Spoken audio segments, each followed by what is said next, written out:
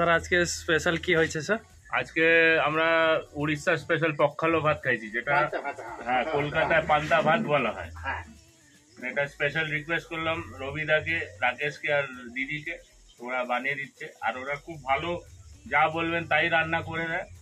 এবং এইখানে আমি আপনাকে গ্যারেন্টি দিয়ে বলতে পারি যে দীঘায় আপনি অনেক হোটেলে খেয়েছেন, খাবেনও, কিন্তু এই তালসারিতে এসে গোয়া হোটেলে একবার খেয়ে যাবেন, তারপরে যখনই আপনি এই এলাকায় আসবেন বারবার এখানে এসে খেতে হবে। স্পেশাল ইলিশ মাছ ভাজা, একদম আজকে ইলিশ মাছ ভাজা আছে, আর তার সঙ্গে চিংড়ি মাছ উইলদনটা দিয়ে আপনাদের সবজি হয়েছে। বাহ। আর ইনি হচ্ছে কুকিং,